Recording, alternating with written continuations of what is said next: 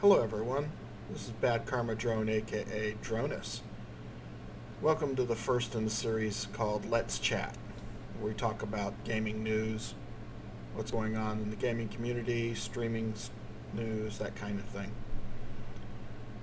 First off, to give you a little bit of background about myself, um, this channel's new so you don't have too much information about me.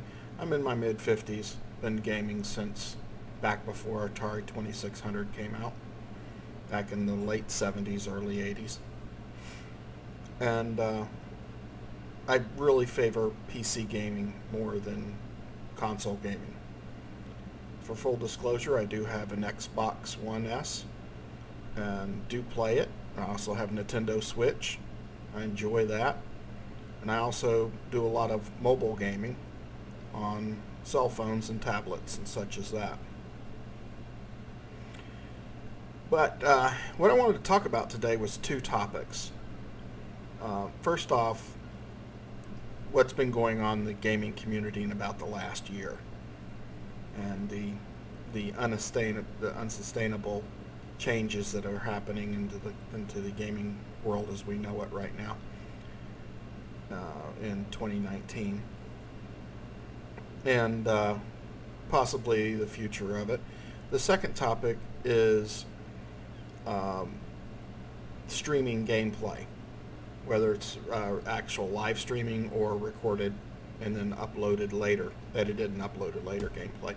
But the practice of people having narrated gameplay and providing it for public viewing via like YouTube, Twitch, Facebook, however, whatever platform they choose. To the first point that I want to make is I've been pretty heavy into gaming over the years. Here this is now June of 2019. Back in late 2018, I noticed a real shift in the gaming community, in the way that gamers take their content, the way that content providers provide that content. A lot of things have changed in the last 8-9 months or so. For me, I noticed it more so about November of 2018, about the time BlizzCon was going on, and the debacle that became the Diablo Immortal. To give you a little bit more background on that, I had pre-purchased it for the Nintendo Switch, pre-purchased Diablo 3 for Nintendo Switch, and the day that Blizzard made their announcement about Immortal was the day that the software was released for the Nintendo Switch folks, so we could play D3.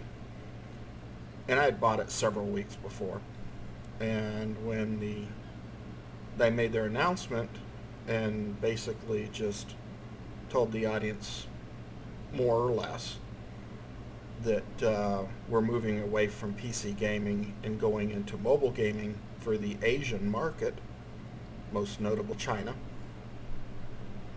and that we don't have any new products yet we're not going to do anything else for Diablo for the PC crowd. That struck a nerve with a lot of people, and the memes and red shirt guy and cell phone, do you not have a cell phone memes have continued ever since. And I think they should. I think it's a good way for the gaming community to be reminded of what this was all about and how we got where we did and why we got where we did.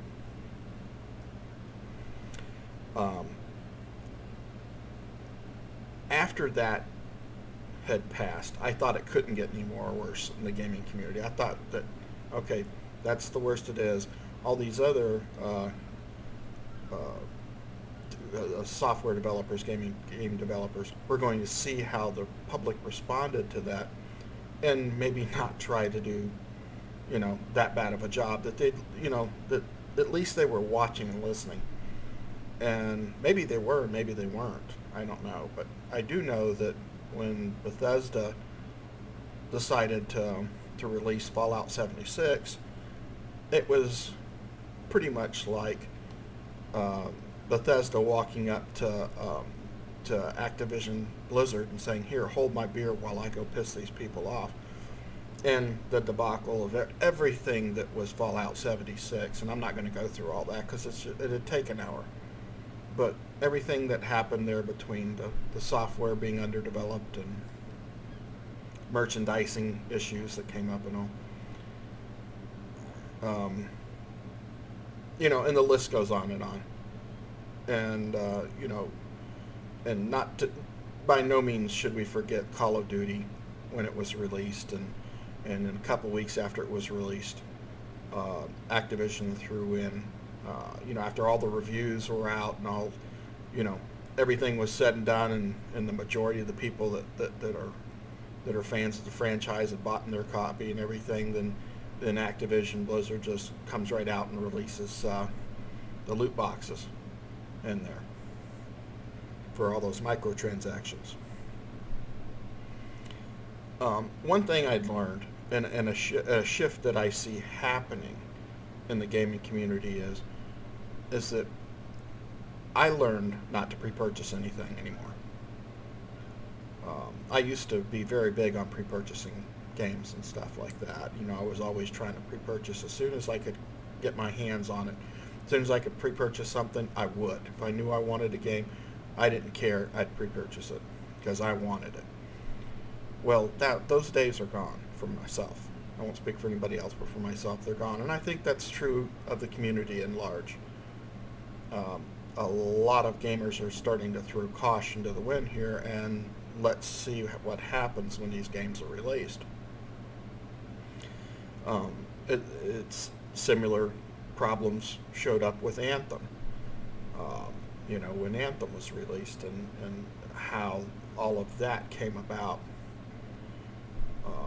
How people have placed money into these games and stuff, pre-purchase and stuff, and when they get the game, it's not finished, it's not completed. They're promised at some future date updates that will make the game more complete.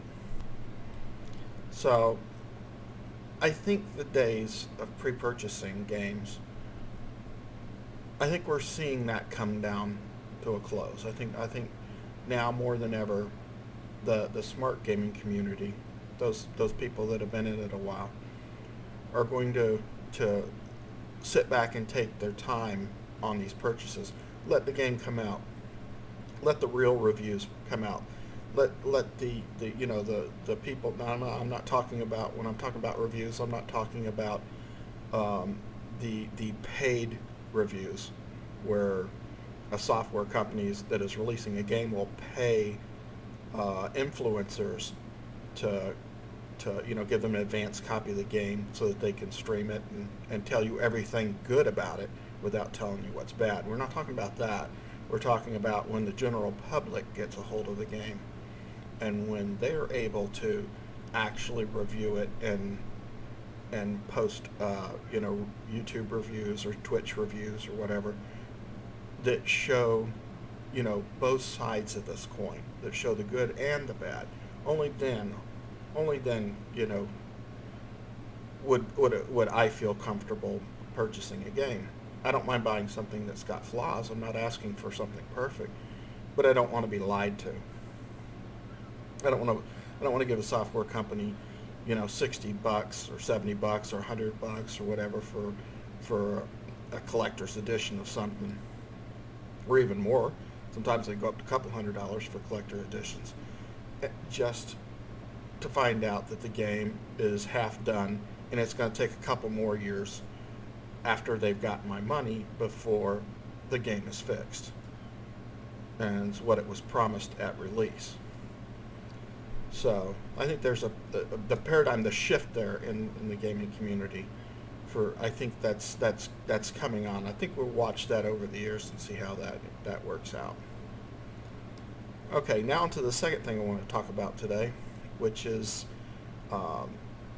game streaming, whether it's live streaming or recording gameplay and editing it and uploading it to various formats like YouTube, Twitch, Facebook, wherever. There's been a noticeable change in the last, well, it's been going on longer than a year, but really since I've really started paying really close attention to it. I started this channel, goodness, I think back in 2016 or so, and I didn't do anything with it, just kind of sat on it. My intentions originally were to stream gameplay on the PC and the Xbox, and then I started to notice that there was a change in the community, especially in the last year or so, to where critics of YouTube channels, if you get a YouTube channel and if you say the wrong thing, if you don't present a game in a certain way, that the game manufacturer or that the software development team or whoever doesn't like it, then they attack you. They attack your channel, okay, and try to shut it down. For a long time, I had backed away from the idea of doing videos and putting them on YouTube and Twitch because I didn't want to get wrapped up into that. I mean, that's just drama on an insane level. I mean, I can't understand why people would ever want to do something like that. If you simply don't like someone's content, the answer is really simple. Don't watch their content. Unsubscribe if you're subscribed. Don't view them anymore. It's real simple, So, but that's not good enough. It seems that in today's world that having an opinion isn't good enough. You've got to force everybody else to agree with you. So that kept me from doing the YouTube streaming and Twitch streaming for a while. I sat back and waited.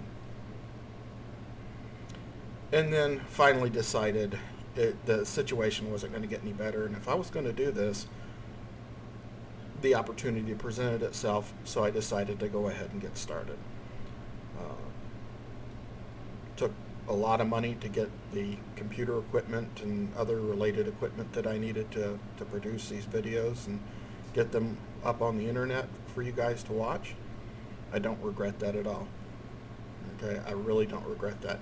Time is something I have. I'm retired, so I've got plenty of time. I've got all day. I could sit here all day and talk and play games. So I'm not dependent on YouTube or anybody else for my livelihood. So that works out really well. There are people however, that do. A lot of these game streamers and a lot of people that are in the know that stream on YouTube about gaming news, about future games and what's going on with current games, do rely on this for a living. That is their primary income, is the money they get from sponsors, whether it be from commercial sponsors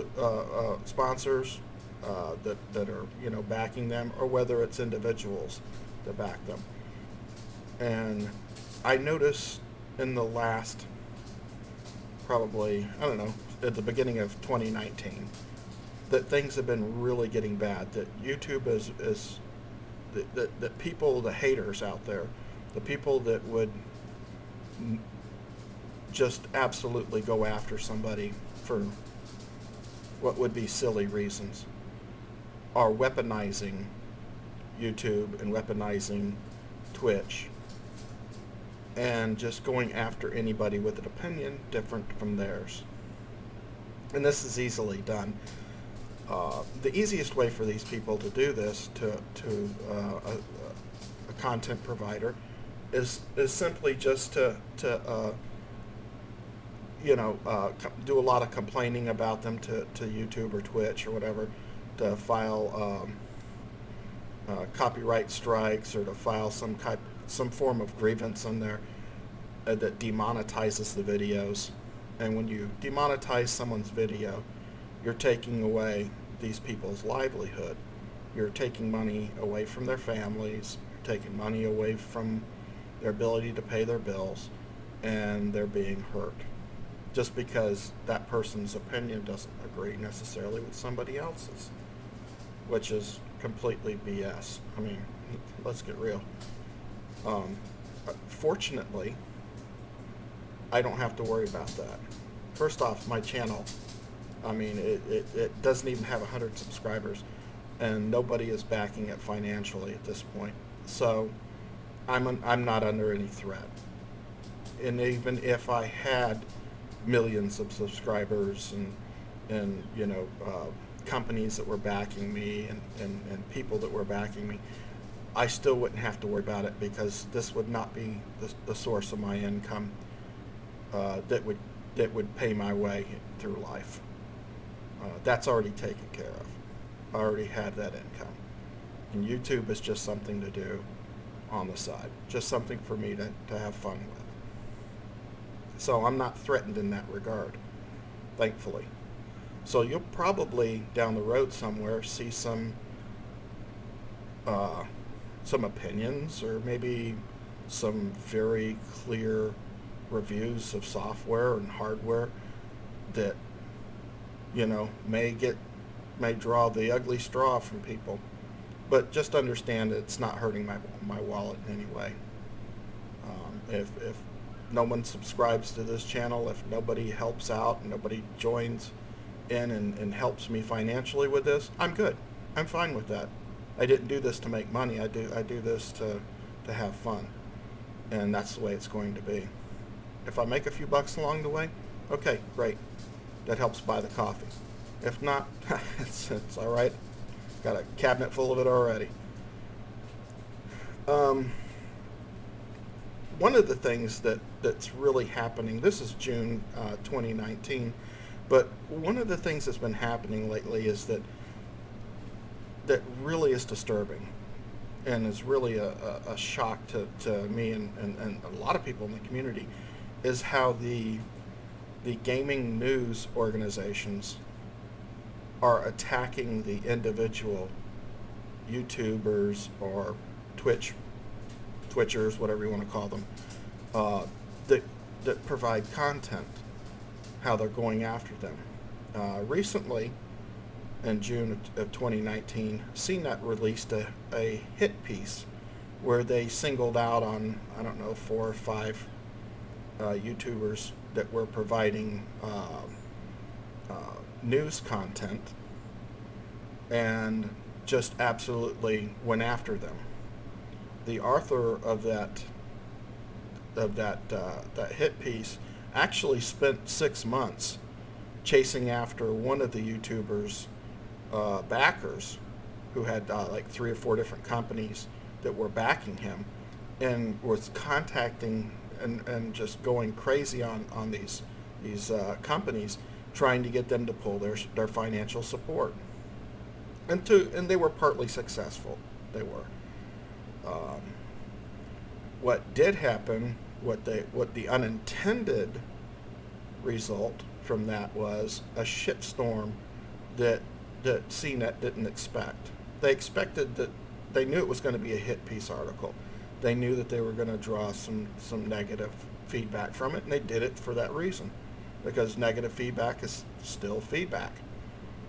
And you know, that ad revenue, when you go to CNET's website and click on a piece that you want to read, even though it's BS, you know, you're still loading up those ads and making them rich. So that's why they did it. But what CNET didn't expect was that the people that got called out, the content providers that got called out in the article, that were lied about, that were told vicious lies about them. The gaming community and the news community, the YouTube communities and the Twitch communities pulled together financially as individuals and started backing these YouTubers. So whatever they lost in sponsorship from these companies, they gained in, sponsorship from individuals, which is far harder for a company like CNET to harass individuals. It's not going to end well that way. They can harass a corporation all day long, but they're not going to harass an individual. There's no way they do that. They'd be called out quick. But, so there's been a change. There's also a change that needs to happen, and that probably is going to happen.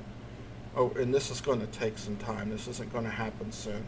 But it's something that needs to happen, is that the content providers that are using YouTube and Twitch and wherever else need to provide their own means, or a separate a separate entity to receive their payments from, for those that accept payments from the public or whatever, in the form of something like Patreon or Subscribestar or something like that, instead of using YouTube or Twitch to provide donations through them, because these channels are very easily, if you say something wrong, if you make a comment about gender or racism or anything, if something isn't right, if somebody feels offended, if a snowflake somewhere just gets their little feelings hurt, then they'll complain, and that video will get demonetized, and you've lost part of an income. But yet, I think we're going to see a shift over time to where the YouTube community moves away from using YouTube as a payment method, the same with Twitch, and use separate services like PayPal, Subscribestar, Patreon.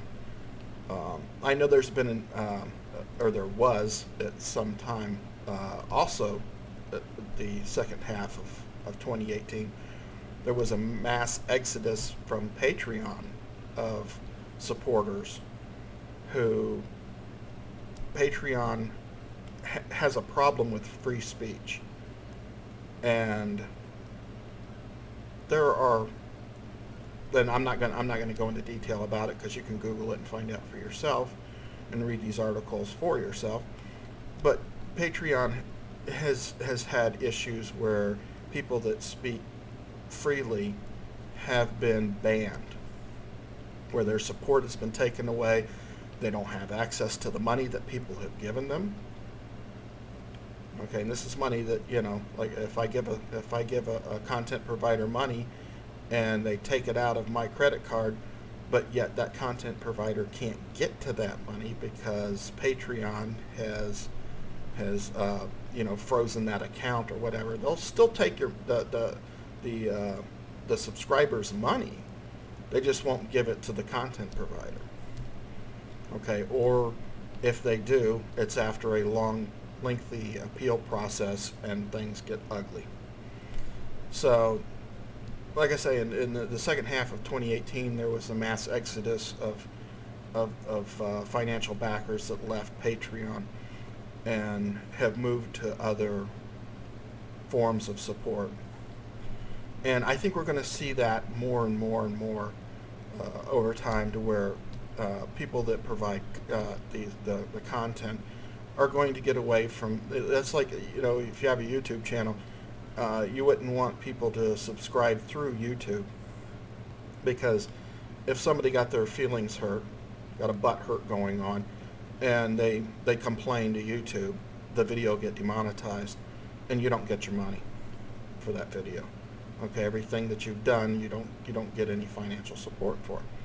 So, moving away from that, moving to some other third-party payment system, I think we're going to see a lot more of that in the future, as it needs to be. YouTube doesn't need to be handling people's money. Okay, YouTube needs to be focused on YouTube.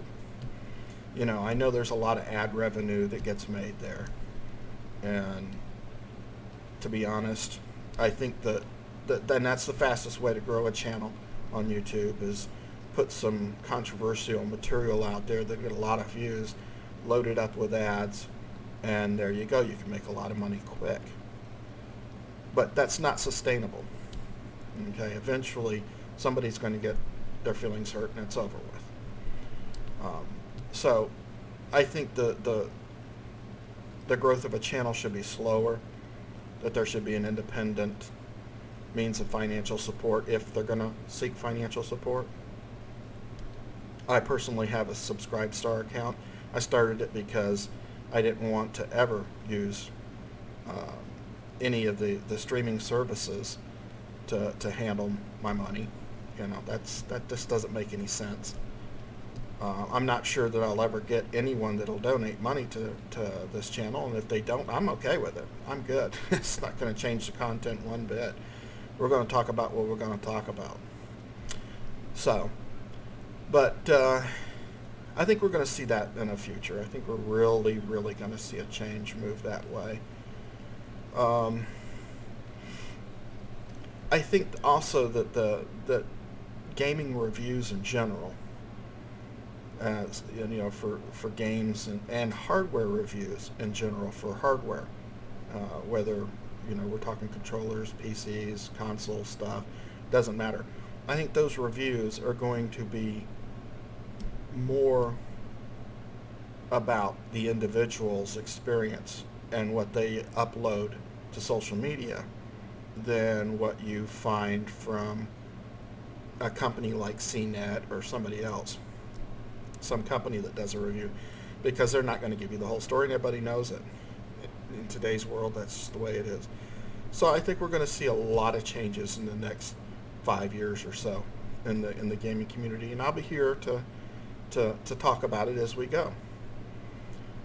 But that's pretty much all I've got to talk about today. If you have an opinion, or if there's something you'd like me to talk about or stream a video about, or maybe a game that you'd be interested in seeing streamed, just leave a comment below.